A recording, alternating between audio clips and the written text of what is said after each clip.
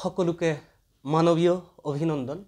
আজি এটা ধৰ্মীয় অন্ধবিশ্বাসৰ কথা কম। আপোনালোকে কালিৰ পৰা দেখিবলৈ পাইছে যে কলগাছিয়াৰ অৰ্থাৎ মোৰ ঘৰৰ ওচৰত লাচাঙ্গা নামৰ গাঁৱত এখন ঘৰ জ্বলি ভস্মীভূত হ'ল, কিন্তু কোৰাণ জ্বলি নগ'ল। তাক লৈ তাৰ মানে ডিঙি ফুলাই সংবাদ মাধ্যমে বাতৰি প্ৰকাশ কৰি আছে যে প্ৰায় 10 লাখ টকাৰ সামগ্ৰী এনেকৈ জুইত দাগ হৈছে। চাওক, তাৰ মাজতে কোৰাণ অক্ষয় অৱস্থাত আছে, কোনো ধৰণৰ ক্ষতি হোৱা নাই। যদি সেই সাংবাদিকজনৰ সামান্য বিজ্ঞানৰ জ্ঞান থাকিলেহেঁতেন তেতিয়াহ'লে এইটো বাতৰি তেওঁ সংবাদ মাধ্যমলৈ নপঠিয়ালেহেঁতেন, অথবা যি সংবাদ মাধ্যমে এনেধৰণৰ বাতৰি প্ৰকাশ কৰে তেওঁলোকৰ সামান্য কমন সেন্স থকা হ'লে এই ধৰণৰ বাতৰি প্ৰকাশ নকৰে, কাৰণ তেওঁলোকে বিজ্ঞানৰ বটোও নাজানে। টিআৰপিৰ কাৰণে তেওঁলোকে যিকোনো পৰ্যায়লৈ গুচি যাব পাৰে। চ্যালেঞ্জ দিলেতো আপোনালোকৰ ধৰ্ম অনুভূতিত আঘাত লাগি যাব যে কোৰাণ নুপুৰে।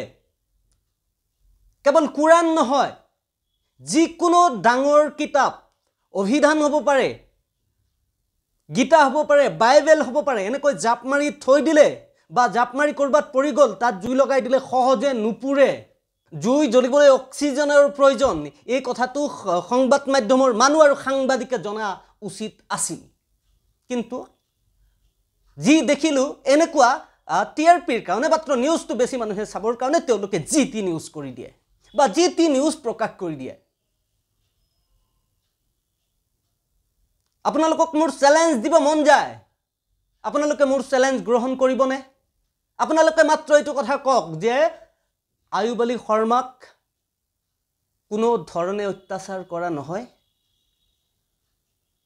তাৰপিছত তেওঁৰ নামত কোনো ধৰ্ম অনুভূতিত আঘাত কৰাৰ গোচৰ দিয়া নহয়।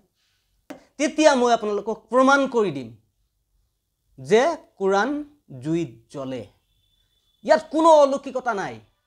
জাপি থোৱা কিতাপ এখন, ডাঙৰ কিতাপ এখনৰ ভিতৰত অক্সিজেন বা বতাহ চলাচল কৰিব নোৱাৰে, সেইটো সহজে দাহ নাযায়। তাৰপিছত আৰু এটা কথা যে কিতাপখন য'ত থাকে তাৰ পৰা যদি মাটিত পৰি যায়, যেনে কাঠৰ ওপৰত আছিল মাটিত পৰি গ'ল, সেই মাটিত যি ওপৰত দাও দাওকৈ জুই জ্বলিছে, যেন একদম কিবা কিবি হৈ গৈছে, তাৰপিছত সেই মাটিত থকা বা পৰি থকা কোৰাণখন ইমান সহজে জ্বলি নাযায়।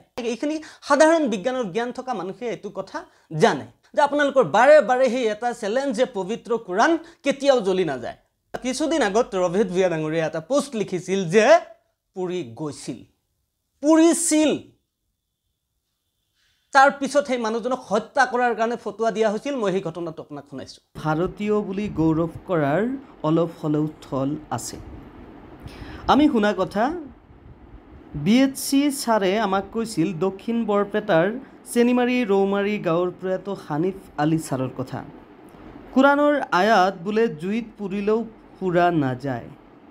তেওঁ ইয়াক টেষ্ট কৰিছিল, মানে পৰীক্ষা কৰিছিল যে পুৰে নে নুপুৰে। পুৰি চাই হ'ল, লগে লগে চাৰিওফালে প্ৰচাৰিত হ'ল হানিফ আলীয়ে কোৰাণ পুৰিছে। 7খন গাঁৱৰ ৰাইজে মেল বহিব, তাত নিশ্চিত মৃত্যুদণ্ড ঘোষণা কৰা হ'ব। আমাৰ BHC ছাৰে কোৱা মতে হানিফ আলী ছাৰে মাত্ৰ এজন মানুহক মাতিছিল। তেওঁ চেঙা সমষ্টিৰ প্ৰথম আৰু তেতিয়াৰ প্ৰাক্তন বিধায়ক অশিক্ষিত পাহাৰ খান ডাঙৰীয়াক। দিনটো আলোচনাৰ পিছত ইছলামিক বিধান মতে তেওঁক পাথৰ মাৰি মাৰি হত্যা কৰা হ'ব। তেতিয়া পাহাৰ খান ডাঙৰীয়াই থিয় হৈ ক'লে, এই সিদ্ধান্ত ঘোষণা কৰাৰ আগতে মোক ইয়াৰ পৰা ওলাই যাবলৈ দিয়া হওক, কাৰণ এইখন ভাৰতবৰ্ষ। কাইলৈ পুলিচে মানুহ হত্যাৰ অপৰাধত ৰাইজৰ লগত মোকো আটক কৰিব। হানিফ আলী ছাৰক হত্যা নকৰি আন শাস্তি দিয়া হ'ল, তেওঁক এঘৰীয়াও কৰিলে। যিকোনো ডাঙৰ কিতাপ, সেয়া অভিধান হ'ব পাৰে, গীতা হ'ব পাৰে, বাইবেল হ'ব পাৰে, বা যিকোনো ডাঙৰ গ্ৰন্থ হ'লেই সেইটো সহজে পৰি নাযায়। কিন্তু তাক যদি আমি মেলি জুইত দিওঁ, ধাউ ধাউকৈ জ্বলি উঠিব। গতিকে এনেধৰণৰ অন্ধবিশ্বাস সংবাদ মাধ্যমক নিবিয়পাবলৈ অনুৰোধ কৰিছোঁ, আৰু সাংবাদিকজনকো মানে অনুৰোধ কৰিছোঁ এনে ধৰণৰ অন্ধবিশ্বাস আপোনালোকে ৰাইজৰ মাজত বিয়পাই নিদিব যিকোনো গ্ৰন্থ জ্বলে তাৰ মানে আপোনালোকে কি এনেই মিছামিছি কিছুমান অন্ধবিশ্বাস মানুহৰ মাজত কুৰাণ সম্পৰ্কে কিয় বিয়পাই দিয়ে কুৰাণ জ্বলে আপোনালোকে মোক চ্যালেঞ্জ দিয়ক যে কুৰাণ জ্বলে নে নজ্বলে মই প্ৰমাণ কৰি দিম কিন্তু এটাই শৰ্ত যে আপোনালোকে তাক লৈ মোক কোনো ধৰণে অত্যাচাৰ কৰিব নোৱাৰিব মোৰ নামত কোনো ধৰণৰ গোচৰ দিব নোৱাৰিব কিন্তু মানুহৰ মাজত এনেকৈ অন্ধবিশ্বাস বিয়পাই নিদিব আৰু কুৰাণখন আল্লাহৰ বাণী পবিত্ৰ হোৱাৰ কাৰণে কুৰাণখন জ্বলি নগল তো ইমান ডাঙৰ ইমান মহান পবিত্ৰ কিতাপখন থাকোতে সেইখন ঘৰত কেনেকৈ জুই লাগিল তেতিয়া এই পবিত্ৰ গ্ৰন্থই কি কৰিছিল বা আল্লাহৰ সেই মহানতা ক'ত আছিল